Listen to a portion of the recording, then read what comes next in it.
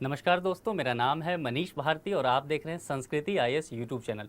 दोस्तों, आज जिस टॉपिक पर हम बात करने वाले हैं वह बेहद दिलचस्प मुद्दा है और ज्योग्राफी की अगर मैं बात करूं तो ज्योग्राफी की एक जटिल अवधारणा में से इसे माना जाता है। जैसा कि आप यहां देख रहे होंगे, क्या अल नीनो से होगी किसानों की तबाही। तो पहली चीज़ तो है अल नीनो क्या है, इस पर हम डिटेल से बात करेंगे। दूसरी बात जो है यहाँ बात की जा रही है किसानों की तबाही। तो एक तो इसमें देख लीजिए कि एक तो जो है वैश्विक स्तर पर इसकी बात की जाएगी, ठीक है, इंटरनेशनल लेवल पर इसकी। और दूसरी बात की जाएगी ये इंडिया के हिसाब से, ठीक है, कि भारत के संबंध में क्या कहा जाएगा अल नीनो के बारे में और किसानों की तबाही कैसे होगी। तो सीधा इसका मैं अगर मोटा मोटी बताऊं तो इसका संबंध जो है वह मानसून से है। तो अगर मानसून प्रभावित होता है, जैसा कि आप जानते हैं कि भारतीय कृषि व्यवस्था जो है वह मानसून पर निर्भर है, तो यदि मानसून प्रभावित होता है और यह जो घटना है वो मानसून को प्रभावित करती है, हम डिटेल से देखेंगे उस पर। यदि मानसून प्रभावित होता है तो किसानों की जो फसल है वह बर्बाद हो जाएगी। खरीफ फसल की बात कर रहा हूँ। इस स्थिति में बात की जा रही है कि इससे किसानों की तबाही हो सकती है, किसानों की आमदनी जो है वह कम हो सकती है। अब सबसे पहले देख लेते हैं यह टॉपिक अभी सुर्खियों में क्यों है। देखिए, एक संगठन है NOAA यानी कि national oceanic and atmospheric administration. इसने एक अनुमान लगाया है, ये पूर्वानुमान है। और पूर्वानुमान क्या है कि यह जो वर्ष 2023 चल रहा है, इसमें यह अनुमान लगाया गया है कि इस वर्ष में अल नीनो की घटना देखी जा सकती है। जैसा कि मैंने कहा कि अल नीनो पर हम कुछ देर बाद में डिटेल से चर्चा करेंगे। अब इसकी संभावना है, प्रोबेबिलिटी बताई गई है जो साइंटिस्ट हैं उनके द्वारा, कि 50% तक इसकी संभावना है कि यह वर्ष 2023 का अल नीनो की घटना से प्रभावित होने वाला है। अब जरा देख लीजिए कि ये दो शब्द है, एक अल नीनो, दूसरा आ गया ला नीना। तो ये दोनों शब्द जो है, यह दोनों जो शब्द है यह स्पेनिश वर्ड है, ठीक है। स्पेनिश शब्द कहने का मतलब है कि यह दोनों घटना जो पहले पहल देखा गया या जहां पर लोगों ने इसे सबसे पहले समझा वह लैटिन अमेरिका का हिस्सा था। यह जो लैटिन अमेरिका का हिस्सा देख रहे हैं, पेरू सब का, वहाँ और वहाँ स्पेनिश भाषा बोली जाती है। तो वहाँ के लोगों ने सबसे पहले इन चीज़ों को समझा और इसका नामांकन स्पेनिश भाषा में किया, अल नीनो। अब अल नीनो को यदि देखें तो इसका मतलब होता है लिटिल बॉय। काफ़ी इंटरेस्टिंग फैक्ट है ये, लिटिल बॉय। और दूसरा ला लीना, ला लीना का मतलब क्या होता है, लिटिल गर्ल। तो देखिए, एक जो है वह मेल ओरिएंटेड है अल नीनो, दूसरा है फीमेल ओरिएंटेड है। तो कहा जा रहा है कि अल नीनो और ला लीना, जैसा कि अब ये समझ गए होंगे शब्द कहाँ से आया, इसका संदर्भ कहाँ से है, प्रशांत महासागर की समुद्र सतह में तापमान में समय समय पर होने वाले बदलावों से यह जो प्रवृत्ति है अल नीनो की या ला लीना की जो घटना है वह देखी जाती है। एक समुद्रीय घटना है और इस घटना का मौसम पर काफ़ी प्रभाव पड़ता है। कई बार प्रभाव काफ़ी अच्छा पड़ता है, कई बार बुरा प्रभाव पड़ता है। जैसे कि अल नीनो की बात करूँ तो अल नीनो का मानसून पर बुरा प्रभाव पड़ता है, ठीक है, मानसून पर बुरा प्रभाव पड़ेगा। दूसरा, ये जो ला लीना है, ला लीना जो है मानसून के लिए अच्छा है, खास करके अगर भारतीय संदर्भ में बात करें तो ये बेहतर होता है। लेकिन यदि ला लीना में भी मानसून में भारी बारिश होने लग गई तब यहाँ क्या होता है, बाढ़ की स्थिति आ जाती है। सिर्फ भारत ही नहीं, जो ऑस्ट्रेलिया का हिस्सा है, इंडोनेशिया का हिस्सा है, उस क्षेत्रों में भी ऐसा देखा जाता है। तो एक तो ये मोटा मोटी कॉन्सेप्ट हो गया।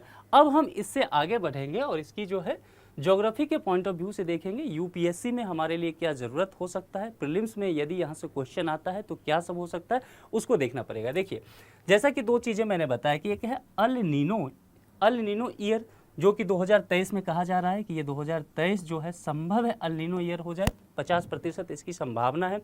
दूसरा है ला लीना ईयर। तो ये दो फेनोमेना है, दो घटना है। एक होता है नॉर्मल ईयर कि जब ये दोनों घटनाएं नहीं हो रही है तब की क्या स्थिति होगी। तो अब इस तीनों चीज़ों को मैं आपको बारी बारी से समझाऊंगा। उससे पहले अगर आप देख लीजिए कि यह घटना होती कहाँ है, तो उष्ण कटिबंधीय प्रशांत महासागर के भूमध्य रेखीय क्षेत्र में। अब इस स्थिति को सबसे पहले समझ लीजिए कि ये उष्ण कटिबंधीय जो है प्रशांत महासागर का क्षेत्र की बात की जा रही है। तो इस चीज़ को थोड़ा सा डिटेल से आप समझ लीजिए। मान लीजिए यह जो है हमारी अर्थ है और यह हो गया विषुवत रेखा, ठीक है, क्योंकि ये बेसिक कॉन्सेप्ट है। अगर आपका बेसिक कॉन्सेप्ट क्लियर रहेगा तो आप टॉपिक को बहुत आसानी से समझ पाएंगे। तो यह विषुवत रेखा हो गया और यह हो गया कर्क रेखा, और यहां कहीं आ जाएगा मकर रेखा। तो कर्क रेखा जो है 23.5 डिग्री पे रहेगा, विषुवत रेखा 0 डिग्री पे आप जानते होंगे, और मकर रेखा भी 23.5 डिग्री पे। ठीक है, अब यहाँ कहीं सन है, मान लीजिए सूरज है, यहाँ पर सन है, इसकी रोशनी आ रही है, इस क्षेत्र पर पड़ेगा ये क्षेत्र, और यह जो क्षेत्र पूरा होगा यही क्षेत्र आपका आ जाएगा, जहाँ की मैंने इसकी चर्चा की है कि उष्ण कटिबंधीय क्षेत्र। तो यह जो पूरा क्षेत्र आपका आएगा उष्ण कटिबंधीय क्षेत्र आ जाएगा, ये वाला हिस्सा।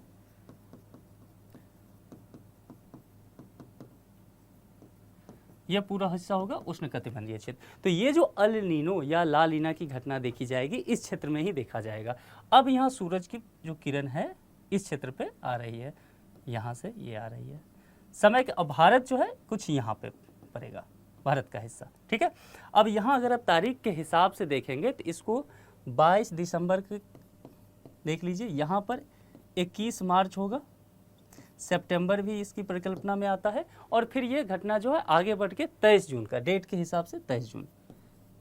ये इसलिए बता रहा हूँ कि आपको समझने के लिए घटना पूरी तरह से आसान हो जाएगा। तो अभी तो मान लीजिए सन कहीं यहाँ पे है, लेकिन समय के साथ क्या होगा कि सन जो है यहाँ पर उत्तरायण होगा, और उत्तरायण होगा तो आगे की तरफ इधर मूव करेगा समय के साथ। जैसे 21 मार्च आएगा, फिर 23 जून आएगा, तो 21 मार्च से और 23 जून का जो क्षेत्र होगा यहाँ पर कुछ, यहाँ तो उम्मीद यहाँ की जाएगी यह जो समय होता है भारतीय, देखिए भारत यहीं पर रहा है, तो भारतीय समय अनुसार यह माना जाएगा मानसून का क्षेत्र। लेकिन यदि अल नीनो की घटना आती है तो यहाँ जो है मानसून प्रभावित होगा। कहाँ पे? ये 21 मार्च से लेकर के ये जून वाला हिस्सा में जाके मानसून प्रभावित हो जाएगा यहाँ अल नीनो की घटना की वजह से। तो ये पूरा आप खेल एक समझ गए कि उष्ण कटिबंधीय क्षेत्र में ये सारी घटना हो रही है, पूरा हिस्सा है। ठीक है, अब इस चीज़ को आगे लेकर के चलते हैं, उसको कॉन्सेप्ट को अच्छे से ध्यान रखना है। तो उष्ण कटिबंधीय जो क्षेत्र है यही ये हिस्सा है, प्रशांत महासागर का, पैसिफिक ओशियन का हिस्सा है। लोकेशन सबसे पहले आप समझ लीजिए, और भूमध्य रेखीय क्षेत्र। 2-3 फैक्ट याद रखना है आपको, ताकि अगर एग्जाम में आए एक स्टेटमेंट आ जाता है तो पहली चीज तो उष्ण कटिबंधीय प्रशांत महासागर के भूमध्य रेखीय क्षेत्र में आ गया ये मामला। तो यहाँ पर चीजें आ गई। अब समझ लेना है यहाँ पर एक कॉन्सेप्ट, देखिए जब भी जो है वायु का फ्लो होगा, एयर फ्लो होगा, तो वो क्या होता है, हाई प्रेशर से लो प्रेशर की तरफ आएगा। ठीक है, इस कॉन्सेप्ट को ध्यान रखना है यहाँ, क्योंकि ये विंड फ्लो जो है यही आपको पूरा इसमें काम आने वाला है। ये कॉन्सेप्ट अगर ध्यान रहा तो यही चीजें आगे यहाँ पर अभी आपको समझने के लिए मिलेगा। और यहाँ समझ लीजिए, जैसे कि यह हो गया पश्चिमी घाट हो गया, और यह जो पूर्वी घाट हो गया, यानी कि जो लैटिन अमेरिका वाला हिस्सा है, यह पेरू सबका जो हिस्सा है, ये वाला पार्ट, ये हो गया हमारा पूर्वी घाट। और ये जो ऑस्ट्रेलिया है, इंडोनेशिया का हिस्सा है, ये हो गया हमारा पश्चिमी घाट। इस चीज़ को आप ध्यान से समझ लीजिए। अब यहाँ पर देख लीजिए, यहाँ पर देखिए गर्म जलधारा होगा, तो गर्म जलधारा होने से यहाँ पर लो प्रेशर क्रिएट होगा। ठीक है, और यहाँ पर जो है ठंडी जलधारा होगी तो यहाँ पर क्या हो जाएगा, हाई प्रेशर क्रिएट हो जाएगा। इतनी बातें आप समझ गए। अब यहाँ ध्यान रखना है कि यदि लो प्रेशर यहाँ क्रिएट हो रहा है, जो पश्चिमी घाट है, ऑस्ट्रेलिया और इंडोनेशिया का हिस्सा है वहाँ पर, तो यहाँ पर क्या है, समुद्र का जो तापमान है वह बढ़ रहा है, जो यहाँ की जलधारा है वह गर्म हो रही है। तो दो घटना होगा, यहाँ पर देखिए यह जलधारा जो है गर्म होकर हल्की होकर के ऊपर उठेगी। ठीक है, एक घटना ये हुआ कि ऊपर उठेगी तो यहाँ बादल बनाएगी, ये संघनन होगा, बादल बनेगा, और बादल बनने के बाद इस एरिया पे मान लीजिए झमाझम बारिश भी होती है।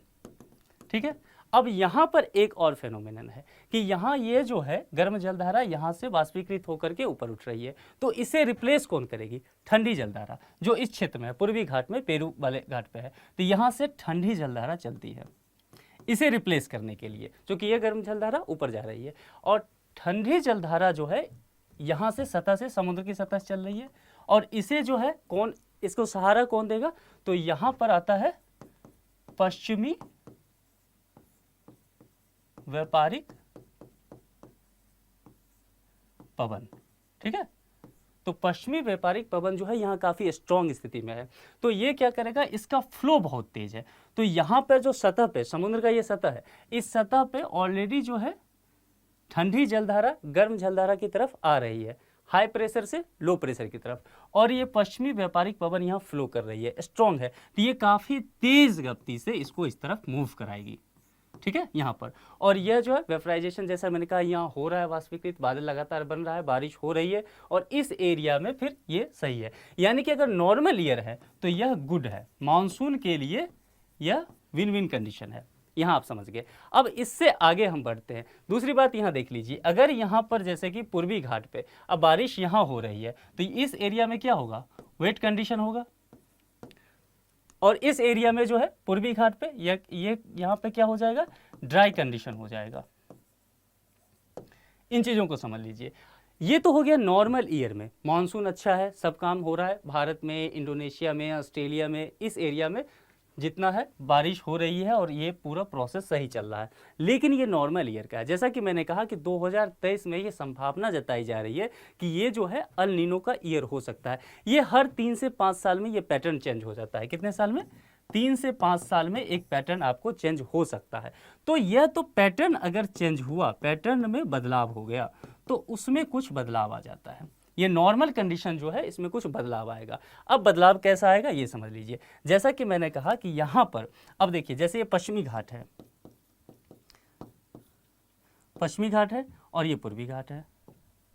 अब यहाँ पर जब देखेंगे तो गर्म जलधारा था, तो यहाँ पर लो प्रेशर बन रहा था। इसका अपोजिट हो जाएगा यहाँ पे। देखिए अल नीनो ईयर में क्या होगा, गर्म जलधारा कहाँ मिल रहा है, पूर्वी घाट पे, पेरू वाले हिस्से में, तो यहाँ पर क्या क्रिएट होगा, लो प्रेशर। और ठंडी जलधारा कहाँ है, अब ऑस्ट्रेलिया और इंडोनेशिया के हिस्से में, पश्चिमी घाट पे, तो यहाँ पे क्या हो जाएगा, हाई प्रेशर क्रिएट होगा। ध्यान रखना है, ये सामान्य से बदल रहा है स्थिति, ठीक है। अब यहाँ पर जो है ठंडी जलधारा चूंकि पश्चिमी घाट पे है, तो पश्चिमी घाट से ठंडी जलधारा हाई प्रेशर से लो प्रेशर की तरफ मूव करेगी। तो ये जलधारा यहाँ से मूव कर रही है और यहाँ पर क्या हो रहा है, वायु जो है गर्म होकर के ऊपर उठ रहा है, बाष्पीकृत होकर के बादल बनाएगा और इस एरिया में झमाझम बारिश होगी, ठीक है। ये जो यूएस का एरिया है, कनाडा वाला एरिया है, पेरू का एरिया है। अब देखिए यहाँ पे क्या होगा, वेट कंडीशन, और यहाँ क्या होगा, ड्राई कंडीशन। बस यही समझना था। यहाँ सामान्य ईयर में क्या था, सामान्य ईयर में पूर्वी घाट पे ड्राई कंडीशन था, और अल नीनो ईयर में क्या है, पूर्वी घाट पे वेट कंडीशन है। यहाँ देखिए पश्चिमी घाट पे सामान्य ईयर, नॉर्मल ईयर में क्या था, लो प्रेशर क्रिएट हो रहा था और यहाँ पर वेट कंडीशन था। वेट कंडीशन था तो मानसून हमारे लिए अच्छा था। लेकिन अब क्या हो गया है, अल नीनो ईयर में हाई प्रेशर क्रिएट हुआ तो ठंडी जलधारा जो है इससे दूर जा रही है। यहाँ पर यहाँ देखिए ये इंडियन ओशियन है ना, ये इंडियन ओशियन हो गया, इंडिया हमारा यहाँ है।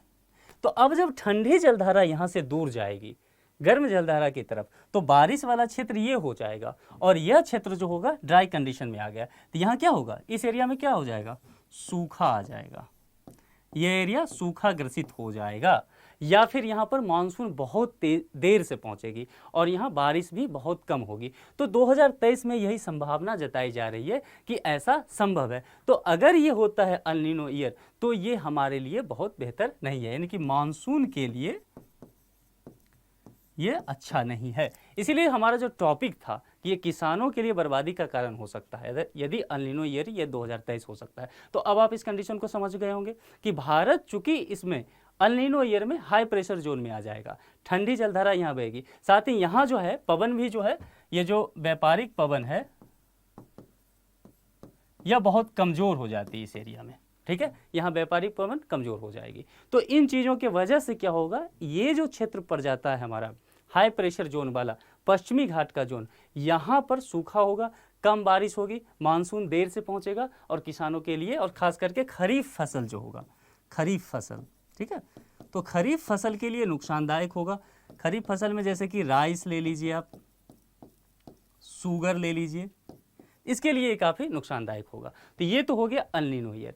अब दूसरी एक चीज़ मैं आपको बताता हूँ। अल नीनो ईयर के बाद जैसे कि मैंने बात किया था ला लीना, ला लीना ईयर क्या होता है, तो देखिए ये जो कंडीशन है नॉर्मल ईयर का ही एक एक्सटेंडेड फॉर्म होता है ला लीना, ठीक है, और इसका अपोजिट हो जाएगा। अल नीनो ईयर का एकदम रिवर्स कर दीजिए आप तो ला लीना हो जाएगा। अब इसको भी समझ लीजिए, जैसे कि देखिए नॉर्मल ईयर का जैसे मैंने कहा कि लगभग एक्सटेंडेड फॉर्म होता है।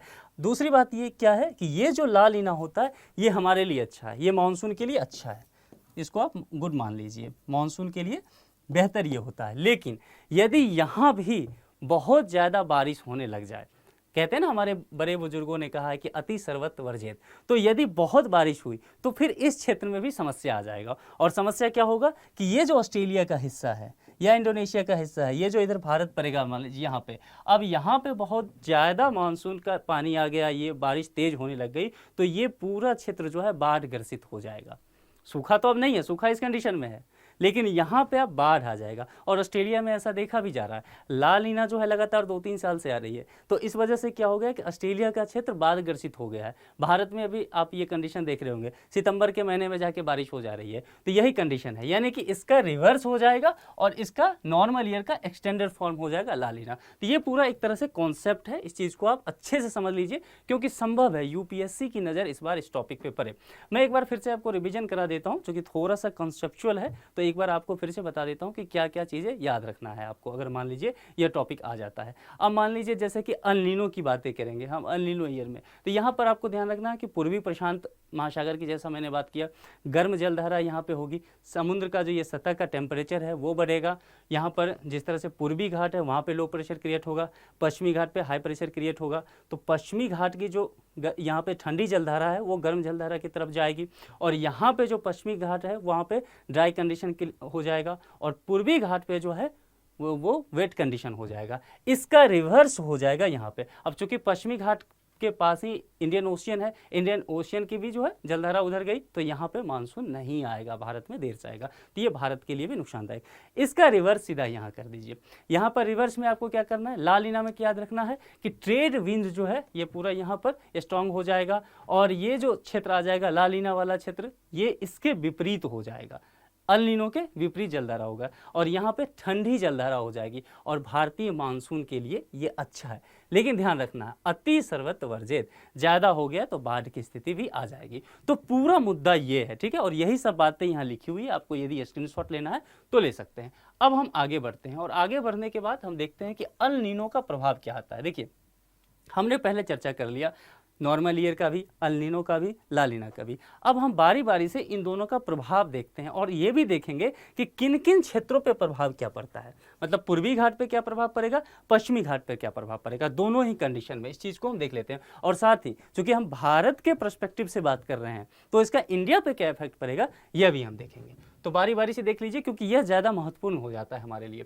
तापमान पर प्रभाव पड़ेगा। तापमान पर प्रभाव कहने का मतलब है समुद्र की सतह का जो तापमान है वह बढ़ जाएगा। अल नीनो की बात कर रहा हूं मैं, क्योंकि ये गर्म जलधारा से, यहाँ पे अल नीनो की जब भी बात करेंगे तो गर्म जलधारा की बात करेंगे, ठीक है।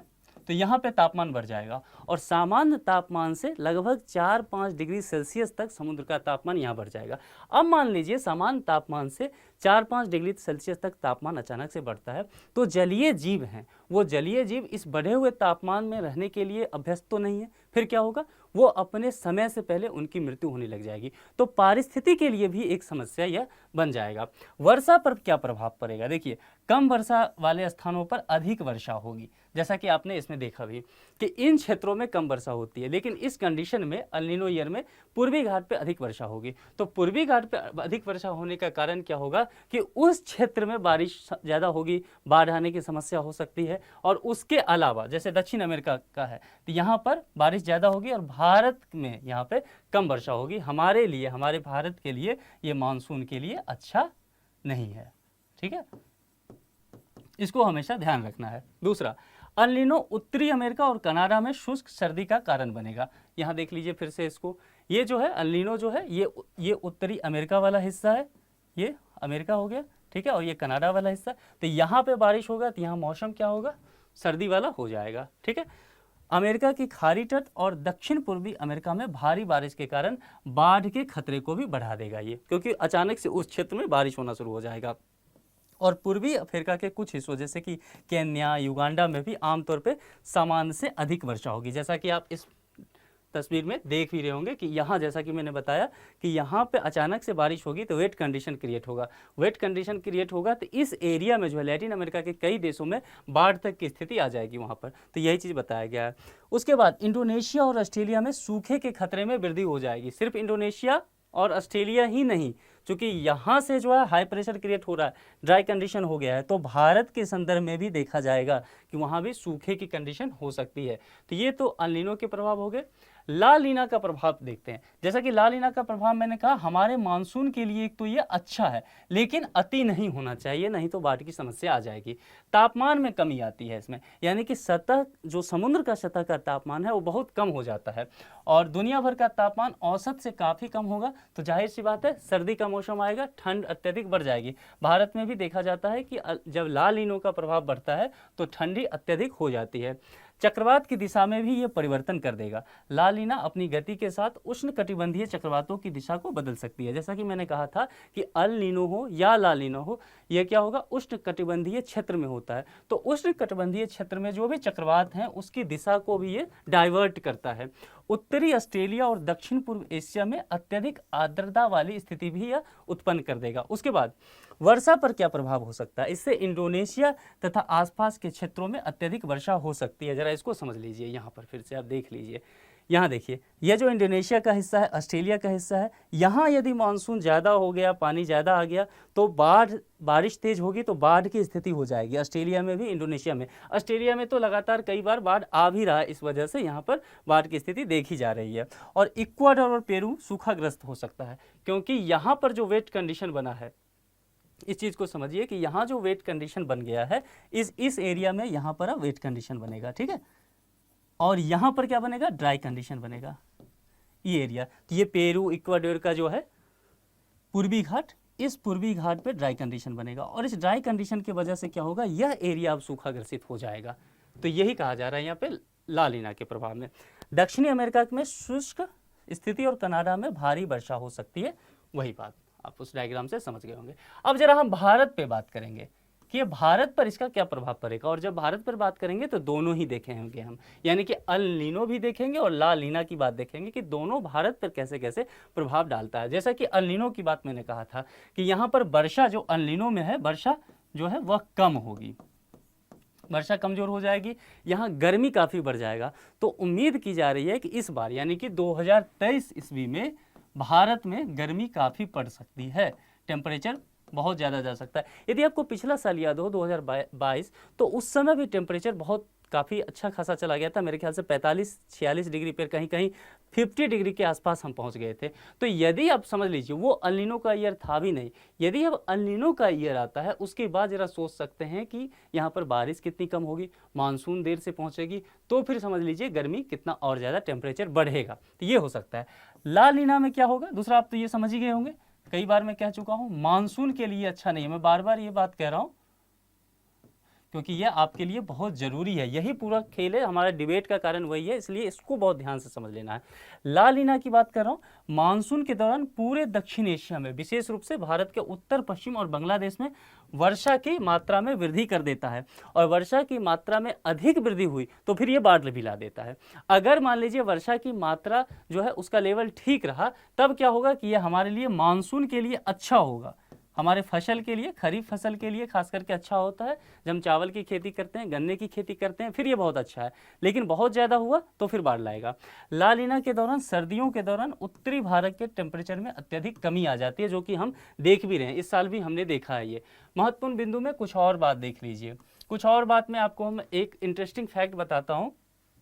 ट्रिपल डिप ला लीना, यानी कि ला लीना से ये संबंधित है। और ट्रिपल डिप क्या होता है, ट्रिपल डिप का मतलब हुआ कि लगातार 3 साल, ठीक है, लगातार 3 साल क्या हुआ, ला लीना की कंडीशन आ गई, ये वाली कंडीशन आ गई, तो उसको हम ट्रिपल डिप कॉन्सेप्ट बोलते हैं।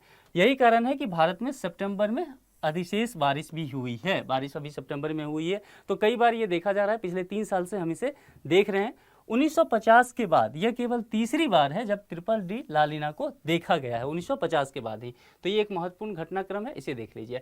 अब आता है एनसो। एनसो क्या होता है, देखिए, अल नीनो साउथर्न ऑसिलेशन की बात की गई है, ठीक है, यानी कि ऑसिलेशन।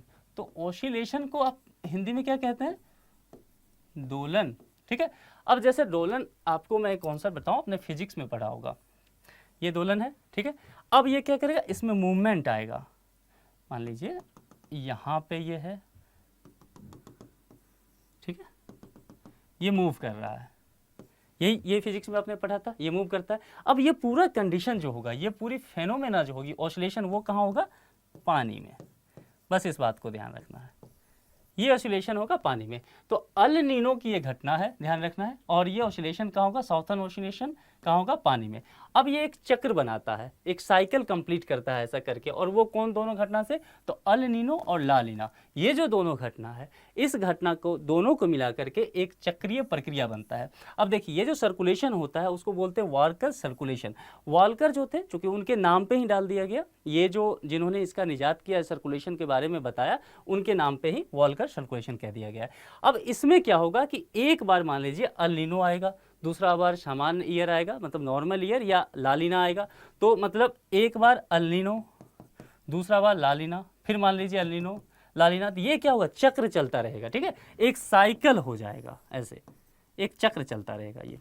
तो यही पूरा एक तरह से चक्रीय प्रक्रिया बनाता है। और मध्य और पूर्वी उष्णकटिबंधीय प्रशांत महासागर में पानी के तापमान में परिवर्तन की वजह से ऐसा होता है, जैसा कि हम पिछले चर्चा किए भी, अल नीनो के बारे में चर्चा किया है, ला लीना के बारे में चर्चा किया, बस वही चीज़ है, बस उसका एक चक्रीय एक साइकिल बन जाता है इसमें, बस इतनी सी बात एक्स्ट्रा की गई है इसमें।